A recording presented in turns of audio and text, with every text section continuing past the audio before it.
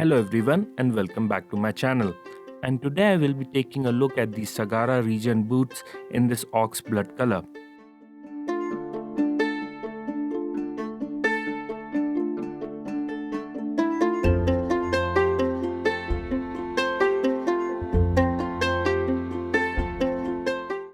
Now Indonesia has become one of the go-to places if you want to get really high quality hand-welted boots or shoes at a very attractive price.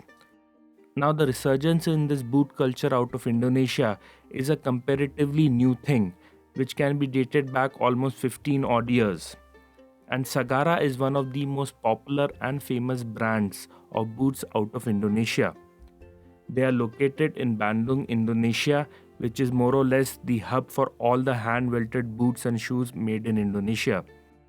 Sagara was founded by Bagus and his wife way back in 2009. And one of the interesting things about Indonesia and Indonesia boot culture is there is no formal school of shoemaking or institute of shoemaking in Indonesia. All these boot makers and shoemakers learn their trade either by watching online videos, or it is more or less a master and apprentice kind of a relationship from which they gain their knowledge. Now, Sagara is again a very interesting word.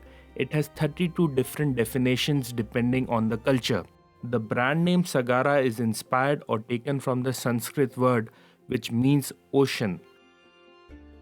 Now, talking about this boot, this is a hand-welted and hand-lasted boot, and it features a Norwegian split toe as it can be seen over here.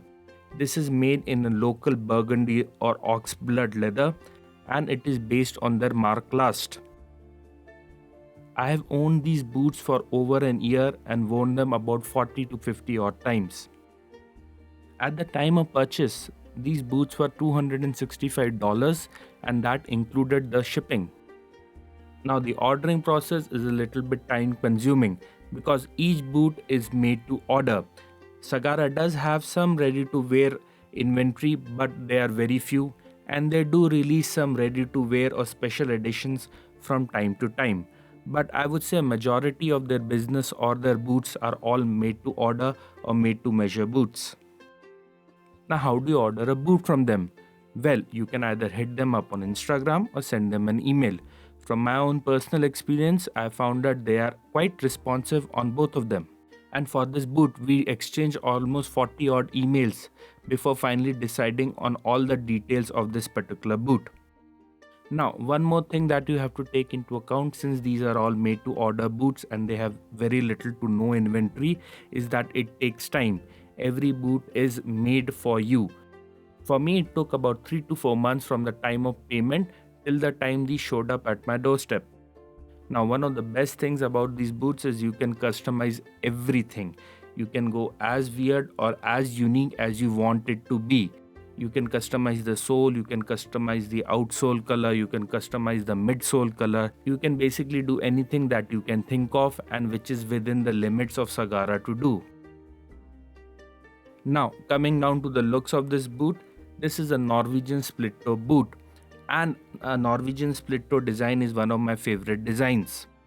Now in the boot world, it is very difficult to pull off this Norwegian split toe design. There are very few brands which can actually do it well. And I think Sagara does belong in that category of brands who can pull off a Norwegian split toe. It has a very nice hands-on apron which I appreciate and like. It is based on their mark class, which is not bulky, neither it is sleek. It is somewhere in between, and I think it is one of the safest lasts in their collection. And speaking of lasts, at the time of filming this video, Sagara does offer 5 different lasts. I thought the mark last was the best choice for me since it's an almond shaped last and a regular width last. I think this is a nice, good, casual last. It is not a very good last for wide feet people, but then Sagara can always modify the last depending on your needs. Now coming down to the main thing that I do not like about this boot, and that is the leather. I do not like this leather. Now here's why. This is a local vegetable tan full grain calfskin leather. It is quite thin and it is not exactly soft. It does bend, but that is because of the thinness. It is not because it is one of the softest leathers out there. The grain is not significant, which is something I do not like.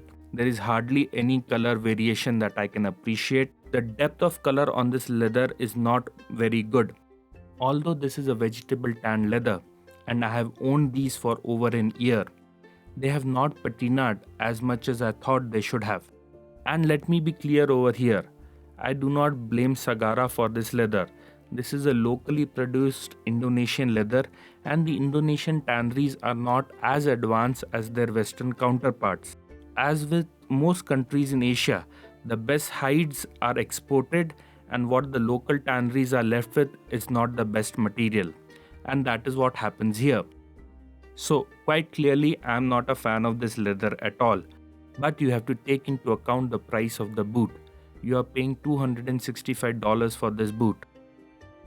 Now for this boot, I went for the fully leather lined option, and the lining that they use is chrome tanned leather, and I don't really have any complaints about that. Now coming down to the boot care, Sagara recommends Sapphire products, and I really can't disagree with them. Now for cleaning this boot, I've used a saddle soap and Chamberlain's cleaning solution. For conditioning, I've used the Chamberlain's leather milk conditioner as well as Venetian shoe balm and Sapphire's renovator. All of them have worked well and have more or less nourished the leather properly. Now one thing that you have to remember is that the dyeing of this leather is done by Sagara. So when you do a deep clean, some of the finishing does rub off. Now for this, I've had to use the Sapphire leather cream from time to time to introduce some pigment into the leather. I've also used Sapphire's wax polish on this to give it a shine every now and then.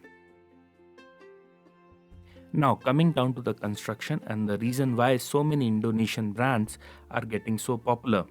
Now not going into too many details, the difference between Goodyear welted and hand welted boot is that in a Goodyear welt, there is a canvas or fabric rib which is attached to the bottom of the insole with glue, and then this rib is stitched onto the welt, and then this welt is stitched onto the outsole. Now the difference between that and hand welted is that in a hand welted boot, the bootmaker has to actually cut a channel in the bottom of the leather insole by hand and then attach the welt to it. Now there are certainly advantages and disadvantages of both. Hand welting is a time consuming process. It requires a lot of work by hand, it requires a lot of skill, and generally hand welted boots are considered superior. This is not always the case, but I would say on average a hand welted boot will be more comfortable and easier to break in as compared to its Goodyear welted counterpart.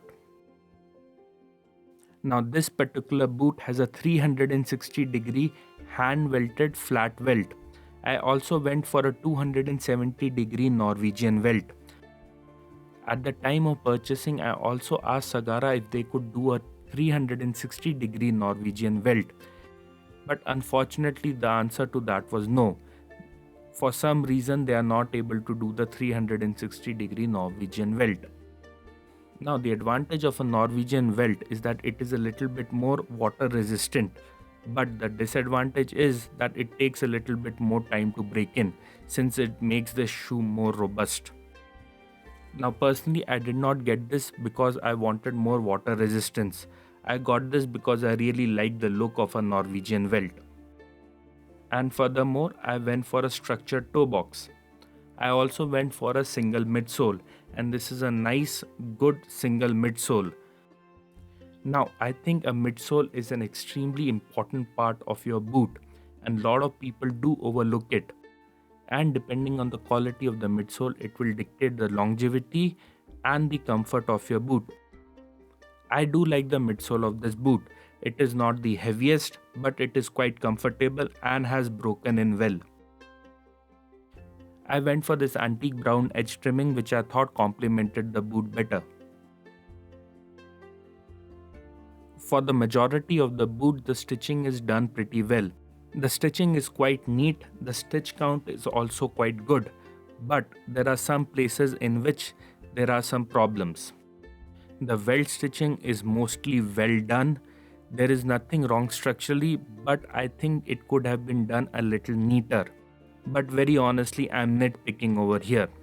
Where I'm not nitpicking is over at the tongue. Now, as you can see over here, the stitching on the tongue has failed. This is only a small part of the tongue, and I think this happened because of the fact that this portion of the tongue kept rubbing against the rivets, and because of which eventually the threads here failed.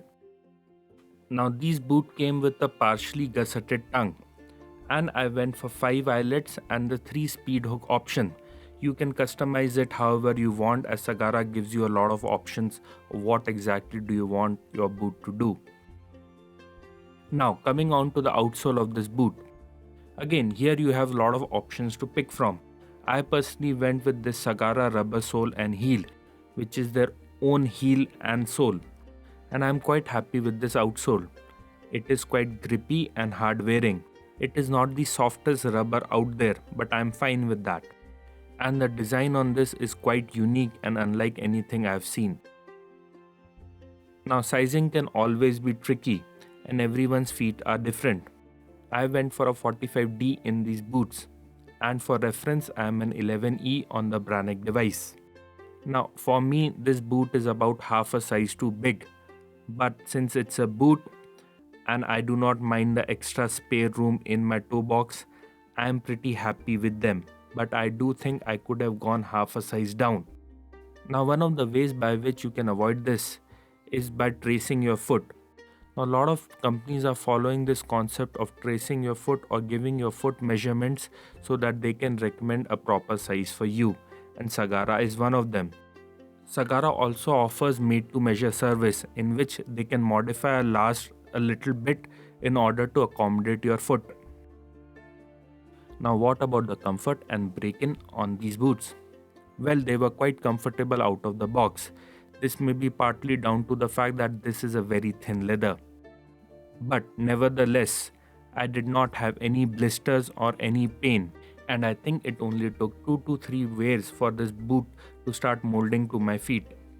Now this is not the softest leather, but it is comfortable because it is thin. So what are my final thoughts about this boot? Well, if you make a pros and cons list about this boot, the pros are that the construction is excellent for the price, and you can customize this boot as much as you want. And if you talk about the cons of this boot, it has to be the leather and the fact that the stitching failed on my tongue, and that you have to wait about 3 to 4 months for these boots to actually arrive at your doorstep. But having said all of that, I normally judge a boot or a shoe by 3 main aspects: the construction, the leather, the design or the last shape. Now, the design of the last shape is a very subjective matter, so let's leave that out of the equation. When we talk about the construction, these boots punch way above its price range. So if you want to buy a hand-welted boot in the West with similar level of details and craftsmanship, you would definitely have to pay 3 or 4 times the price of this boot. So the construction punches way above its price range. Now the part where it does not punch above its price range is the leather. Now the leather on this boot is something that you will find on a boot which is maybe between $100 to $200, and that is what holds back this boot. But even then, if you combine those 2 aspects of this boot, I think this boot still punches way above its price range, and I still think it's value for money despite the leather. Now coming down to the main question, is the boot worth it? And the answer to this is complicated. So I will break this down into 2 situations. So the first one is the boot worth $265? And yes, it is worth $265. This particular boot in front of me is worth $265. The combination of the construction along with the leather and the design makes it a very good option. Although the leather may not be worth $275, the construction is definitely worth something around $500 to $700 odd. and it is very difficult to find something similar in this price range. Yes, there are other Indonesian makers who offer something similar. And I think over time Sagara has really refined its design, and this is one of the nicest looking split toes out of Indonesia. And added to the $265 price tag is the fact that you can go complete made to order and you can customize this boot as much as you want. Normally, if you would do this in a Western brand, it will cost you a 20% surcharge, which Sagara does not charge. The made to order price is included in the price of the boot. And on top of that, they can even do a made to measure last if the last needs to be modified a little bit according to your foot. So when you combine all these things, this is a very good value for money boot. So I'll round off the first answer like this. If your budget is $300 and you're looking for a customized boot, then this is an excellent value proposition and a very good boot to own. Now coming down to the second part of this question. Would I buy these boots? Well, the answer there is no, unfortunately. I will not buy these exact boots. But I would definitely order from Sagara again and upgrade the leather. Sagara does offer and stock American as well as European and Japanese leathers from time to time, and they do carry a $150 to $200 surcharge, taking the cost up to $400. And I think that is a much better option.